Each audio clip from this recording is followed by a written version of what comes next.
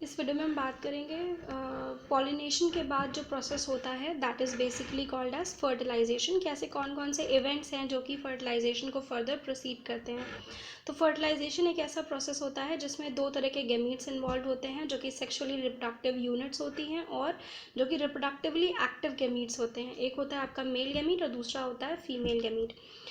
एक साइंटिस्ट थे, उनका नाम था स्ट्रासबर्गर। इन्होंने इन द ईयर 1884 सबसे पहले फर्टिलाइजेशन प्रोसेस को डिस्कवर किया था in certain angiospermic plants. Obvious सी बात है, एंजियोस्पर्म्स में ही फर्टिलाइजेशन का प्रोसेस सबसे पहले ऑब्जर्व किया गया था।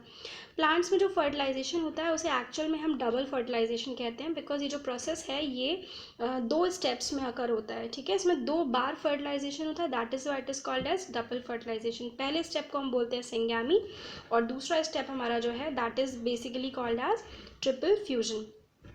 तो इसमें सबसे पहला जो फर्टिलाइजेशन में स्टेप इन्वॉल्व है that is called as pollen pistil interaction.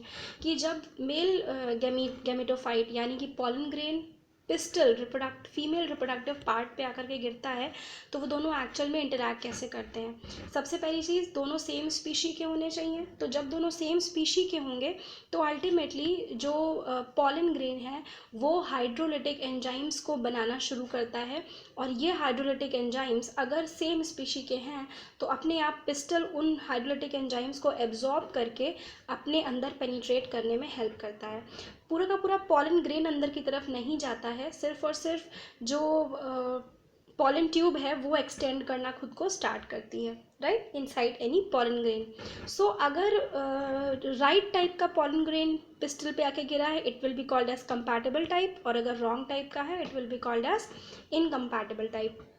तो ये एक तरह का डायनामिक प्रोसेस है जिसमें जो फीमेल पार्ट है दैट इज ए पिस्टल वो रिकॉग्नाइज करता है कि उसे पॉलन ग्रेन को आगे बढ़ने के लिए प्रमोट करना है या फिर उसको इनहिबिट करना है। ठीक है, सेकेंड स्टेप आपका जो इसमें आता है that is called as germination of pollen grain and growth of pollen tube. तो पॉलन ग्रेन जैसे ही पिस्टल यानी कि फीमेल रिप्रोडक्टिव पार्ट पे आकर के गिरेगा तो उसमें बेसिकली दो तरह के सेल पाए जाते हैं। पहला होता है जनरेटिव, दूसरा होता है वेजिटेटिव।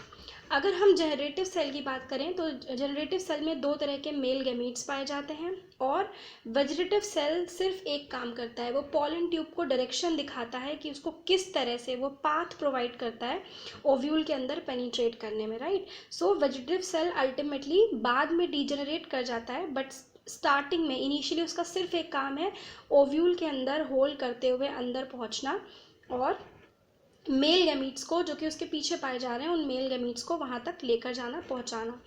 उसके अलावा मैंने अभी आपको बताया कि जैसे ही पॉलन ग्रेन स्टिग्मा पे आकर गिरता है ये हाइड्रेट कर जाता है और वाटर को एब्जॉर्ब करके अल्टीमेटली स्वेलअप करता है, जिसकी वजह से पॉलन ग्रेन की वॉल रप्चर कर जाती है एंड अल्टीमेटली वो पहुँच जाता है मेन रीजन में।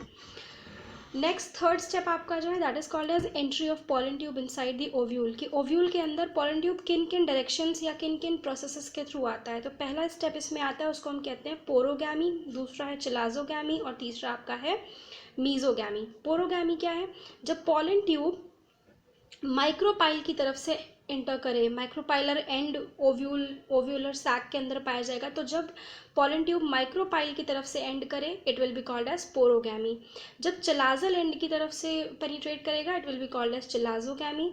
एंड जब इंटेग्यूमेंट्स के बीच की तरफ से पेनिट्रेट करेगा, जो साइड में आउटर इनर इंटेग्यूमेंट बना हुआ होता है, आप डायग्राम में देख सकते हो अपनी बुक्स में या जो प्रीवियस नोट्स हैं, तो जो भी आपका इंटेग्यूमेंट का रीजन है वहाँ से जब पेनिट्रेट करके जाएगा तो it will be called as mesogamy.